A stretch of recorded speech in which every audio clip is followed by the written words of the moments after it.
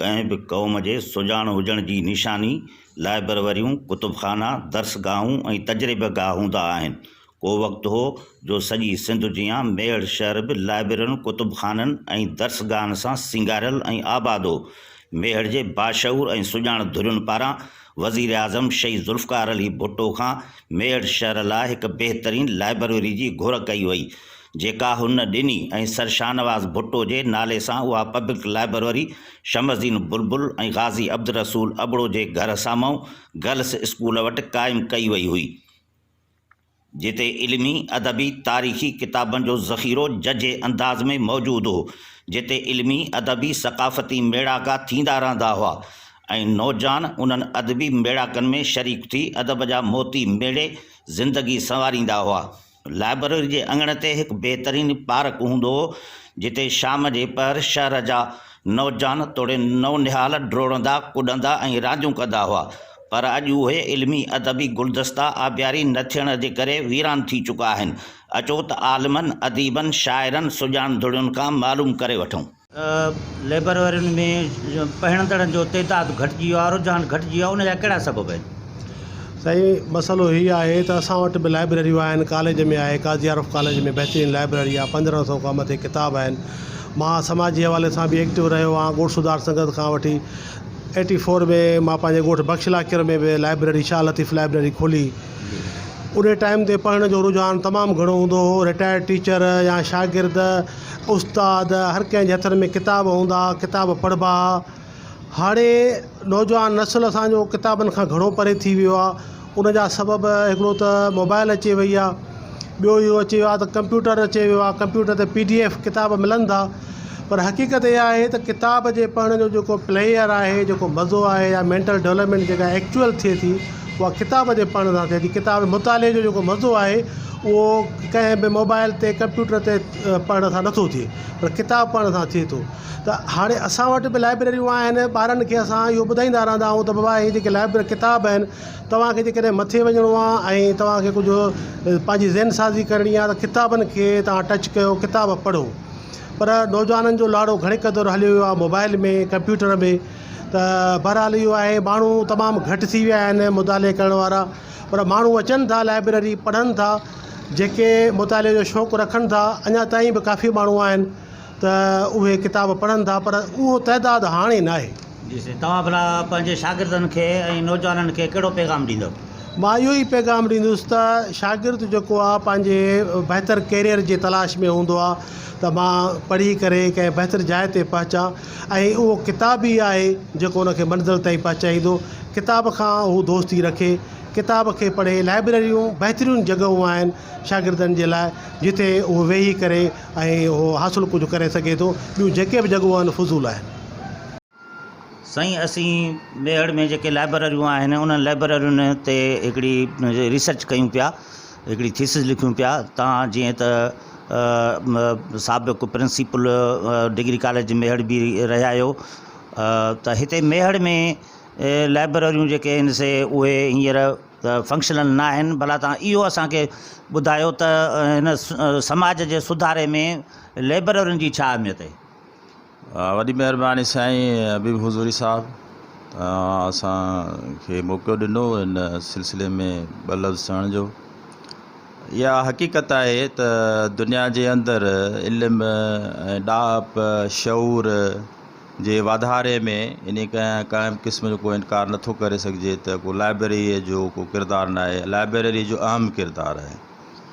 माज़ीअ जी जेका तारीख़ आहे उन में दुनिया ओवर द वर्ल्ड जेका आहे दुनिया जी तारीख़ में जिते जिते बि जंहिं बि समाज जी जेका तरक़ी ऐं इर्तिक़ा जो जेको सबबु आहे या उन जी हिस्ट्री जेकॾहिं असां पढ़ूं था, त पोइ उहो मेसोपोटामिया हुजे, क़दीम मिस्र हुजे, बाइबल हुजे, या असांजे मुअनि जो दड़ो हुजे, ठठो हुजे, सेवण हुजे, या टैक्सीला हुजे, या पंहिंजो यूनान हुजे, ईरान हुजे, या ॿियूं जेके बि क़दीम तहज़ीबूं आहिनि, उन्हनि जी इर्तिक़ा जी जेका तारीख़ आहे उन में कुतुब ख़ाननि जी वॾी अहमियत रही आहे।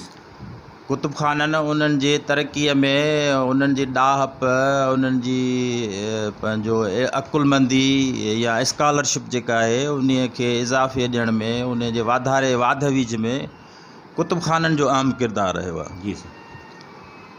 असां वटि बि सिंध जे अंदरि बि ख़ुदि वेंदे पंहिंजो बरे सग़ीर जे अंदरि बि काफ़ी अहिड़ा असां वटि मिसाल मौजूदु आहिनि जो हिते कुतुब खाननि जेको आहे पंहिंजे हिसाब सां पंहिंजी जेका उनजी अहमियत आहे इल्मी अदबी या समाजी, त उन पंहिंजो अहम किरदारु अदा कयो आहे, जंहिंमें असां वटि ठटे जो अहम मिसाल आहे। जी सर। असांजी सिंध जेका आहे उन में ठटो जेको आहे कंहिं ज़माने में 300 खां बि मथे या 3000 खां मथे जेके से इल्मी अदबी दरसगाहूं हूंदियूं, कुतुब खाना मौजूदु हूंदा हुआ। उन खां सवाइ शिकारपुर आहे, लाड़काणो आहे, पंहिंजो सेवण आहे, पंहिंजो असांजो छा खणी चइजे त पाट जेका आहे उन जो बि आहे उन में काफ़ी किरदारु। मेहड़ में बि जेको लाइब्रेरियूं कंहिं ज़माने में उन्हनि पंहिंजो किरदारु अदा कयो, जंहिंमें बुलबुल लाइब्रेरी जेका आहे, रेस शमसीन बुलबुल जी लाइब्रेरी जेका आहे उन जो पंहिंजी तारीख़ी अहमियत आहे। ऐं बुलबुल साहब जे तरफ़ां क़ाइमु कयल जेको सिंध मदरसो पोइ अॻिते हली हाई स्कूल जे दर्जे ताईं पहुतो, जेको अॼु ॾींहं ताईं मौजूदु आहे, उन जो सिंध जे इल्मु अदब ऐं शऊर ऐं आगाहीअ में अहम किरदारु आहे। उन जी लाइब्रेरी जेका आहे उहो कुतुब खानो जेको आहे उन बि पंहिंजो अहमियत जेका आहे उन जी बि आहे। त असां ईअं सम्झूं था त इहे जेके कुतुब खाना आहिनि इहे शऊर ॾाहप ऐं अकुलमंदी जे इर्तिका या उन खे उभारण में, उजागर करण में, जागरता ऐं शऊर पैदा करण में कुतुब खाननि जो समाज जे अंदरि, क़ौमुनि जे अंदरि वॾो अहम ऐं कलीदी किरदारु रहियो आहे। न रुगो माज़ीअ में पर हींअर त अञा वधीक आहे। हींअर जेको साइंसी दौरु हले पियो इन में कुतुब खाननि जी वॾी अहमियत आहे, उन वॾो कलीदी किरदारु रहियो आहे। त असां जो जेको नौजवान आहे उन खे असां गुज़ारिश कंदासूं त पंहिंजो जेको रुख़ आहे शऊर जो रुख़, जी सर। ॾाहप जो रुख़, जी सर। सोच सम्झ ऐं ज़हन जो रुख़, उहो बजाए ॿियनि ग़ैर ज़रूरी जेके आहिनि सरगर्मियूं उन्हनि जे बजाए उहो मुसबित ऐं जेके पॉज़िटिव क़िस्म जूं सरगर्मियूं आहिनि उन में कुतुब खाना जेके आहिनि अहम किरदारु अदा कनि था, उन जो कलीदी किरदारु उन ॾांहुं पंहिंजो जेको आहे सो रुख़ मोड़नि ऐं उन ॾांहुं रुख़ कनि त जीअं उन्हनि जी जेका शऊर ऐं जागरता जी सही नमूने सां इर्तिका थी सघे ऐं पंहिंजे लाइ हू पंहिंजे मुआशिरे ऐं क़ौम ऐं तहज़ीब ऐं तारीख़ जी इर्तिका ऐं उन जे वाधारे सुधार लाइ अहम साबित थी सघनि, अहम किरदारु जीअं अदा कनि। इंजीनियर अब्दुल अज़ीज़ बुरड़ो जी कोशिश सां बुरड़ा महल मेहड़ में मरहूम पीर बख्श खान बुरड़ो लाइब्रेरी जो क़याम अमल में आंदो वियो हो, पर उहो बि कुझु सालनि खां पोइ सिलसिलो हली न सघियो।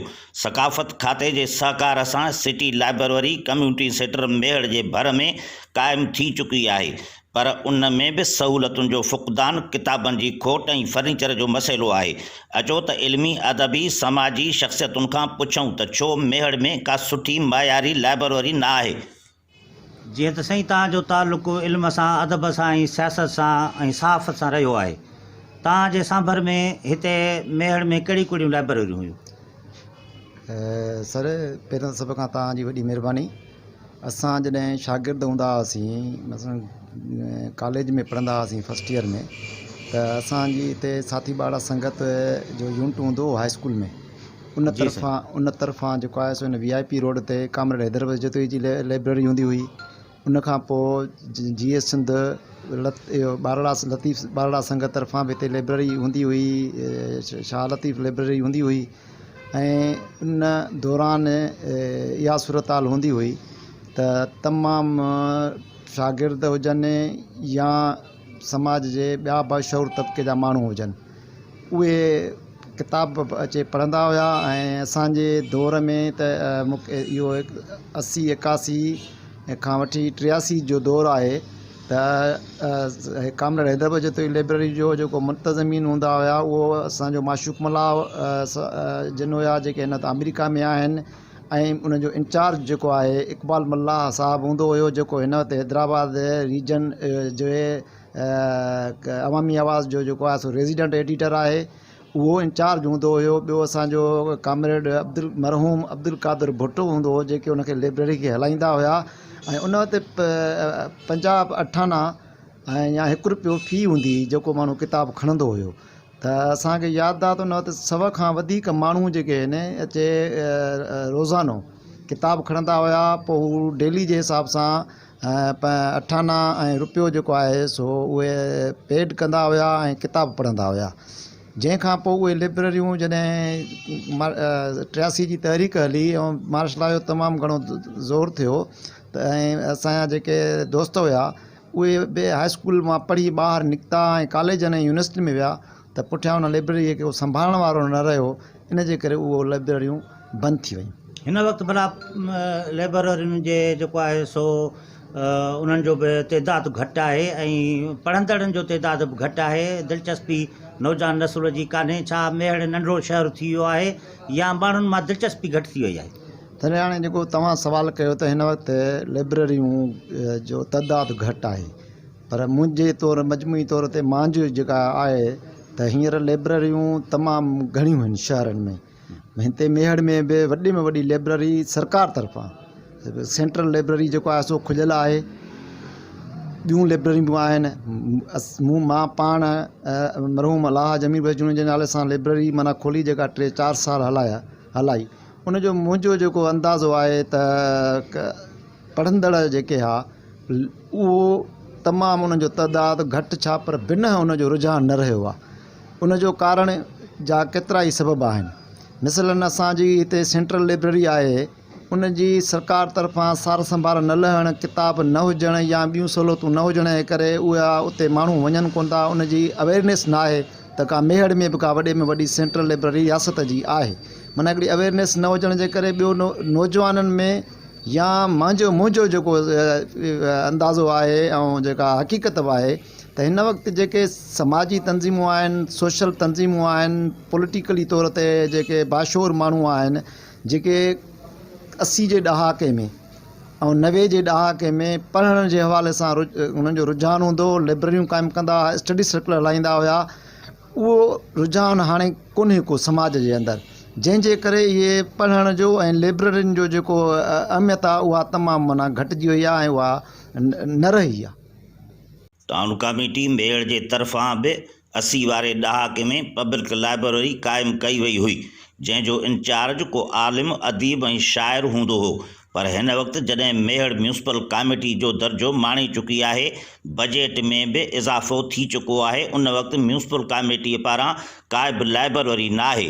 नौजवान नस्ल होटलनि ऐं पार्कनि में क़ीमती वक़्तु गुज़ारण ते मजबूर आहिनि।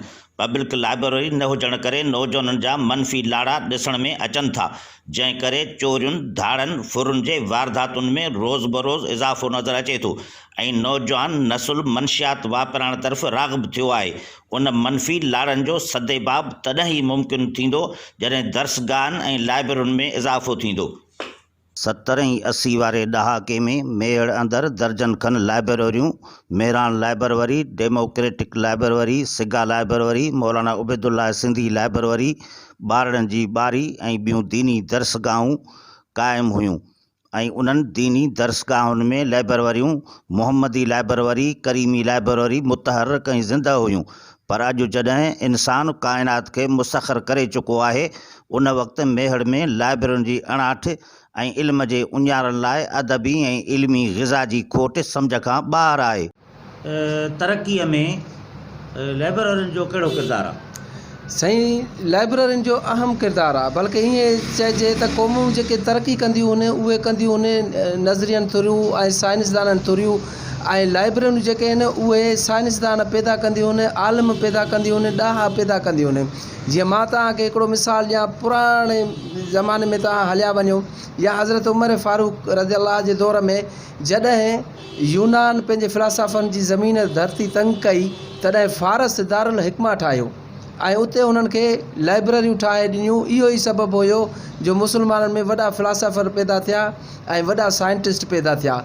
ऐं तव्हां तक़रीबन जेके बायोग्राफ़ीज़ आहिनि जिन बि वॾनि ॾाहनि जूं या जेके नज़रिया ध्यानु आहिनि उन्हनि खे तव्हां पढ़ंदव त उन्हनि जी रहाइश गाह ॼण लाइब्रेरी हूंदी। लाइब्रेरी माना ईअं सम्झो त आलमनि जी ॼण मदर आहे। पर हाणे असां वटि अल्मियो इहो आहे त असां वटां रीडर ख़तमु कयो वियो आहे कंहिं पॉलिसी तहत पढ़ंदड़ ख़तमु कयो आहे। असां वटि माण्हू पढ़ंदड़ बाक़ी वञी चंद बचा आहिनि। जॾहिं पढ़ंदड़ ख़तमु थी वेंदो त लाइब्रेरी जी अहमियत ई ख़तमु थी वेंदी। इहो ई सबबु आहे जो असांजूं लाइब्रेरियूं तबाह आहिनि। असांजी लाइब्रेरी ते माफ़ियाज़ जा कब्ज़ा आहिनि, उहे असां छॾाए नथा सघूं। महीननि में बि को हिकु नौजवान बि लाइब्रेरी जो रुख़ नथो करे, पढ़ण खे पसंदि ई नथो करे। हाणे असांखे रीडर पैदा करिणो पवंदो। जॾहिं रीडर पैदा थी वेंदा न, पोइ उहे रीडर लाइब्रेरियुनि जो रुख़ कंदा ऐं उते हू इल्मु पिराए इल्मु हासिलु करे पोइ नज़रिया क्रिएट कंदा ऐं उहे वॾा ॾाहा साबित थींदा। मेहड़ जे हिकु ॿिनि मुतहरिक लाइब्रेरियुनि में बि पढ़ंदड़नि जे न हुजण जी शिकायत ऐं गैर संजीदह रवैयो असांखे शाह अब्दुल लतीफ़ भिटाई रहमतुल्लाह अलैह जे हिन बैत झूंगाइण ते मजबूर करे थो। अॼु न ओताकुन में तालिब तंवारीन आदेसी उथी विया, मड़ियूं मुंहुं मारीन, जे जीअ खे जीआरीन से लाहू थी लॾे विया। कहिड़नि सब्जेक्टनि जा किताब मौजूदु आहिनि? साईं शाइरी जा आहिनि, शाह लतीफ़ा, इस्लामी किताब आहिनि, कहाणियुनि जा किताब आहिनि, नावलनि जा किताब आहिनि, तारीख़ी किताब आहिनि, CS जा किताब आहिनि। CSS जा बि किताब हिते मौजूदु आहिनि? मौजूदु आहिनि। उन्हनि जी बि हिते सेफ आहे? हा, सेफ आहे। अच्छा, भला हिते लेडीज़ पोर्शन बि आहे छा? हा, हिकिड़ो लेडीज़ पोर्शन बि आहे। अच्छा, हा, लेडीज़ बि ईंदी हुई? लेडीज़ कोन थी अचे। कोन थी अचे? हा। अच्छा अच्छा, इंशाअल्लाह ताला तव्हां जूं जेके डिमांड आहिनि उहा डिमांड बि इंशाअल्लाह ताला जेको आहे पूरी थींदी। ऐं हीअ लाइब्रेरी जेका आहे सा ख़ूबसूरत लाइब्रेरी आहे मेहड़ जी, इंशाअल्लाह हीअ फंक्शनल थींदी। तव्हांजी वॾी महिरबानी। अदीबनि जूं दानिश्वरनि जूं ॻाल्हियूं ॿुधियूं हिन लाइब्रेरी में जंहिंमें असीं बीठा आहियूं। हिते बि काफ़ी किताबनि जो ज़ख़ीरो मौजूदु आहे। सिंधी किताब, उर्दू किताब, इस्लामिया जा किताब ऐं अंग्रेज़ी किताबनि जो जजो ज़ख़ीरो मौजूदु आहे। हिते CS जे तयारी लाइ बि हिकु सेफ, हिकु कबट मक़सूद थियलु आहे। हिते लेडीज़ लाइ बि इंतज़ाम आहे। ज़रूरत इन ॻाल्हि जी आहे त जेकी खुटल सहूलियतूं आहिनि उहे सभु पूरियूं कयूं वञनि, त जीअं हीअ लाइब्रेरी माण्हुनि जे लाइ वधि में वधि लाभ पिराइण जो ज़रियो बणिजी सघे। रहमतुल्लाह खोसो ऐं मुश्ताक बुट सां गॾु हबीब हज़ूरी, लाल TV मेहड़।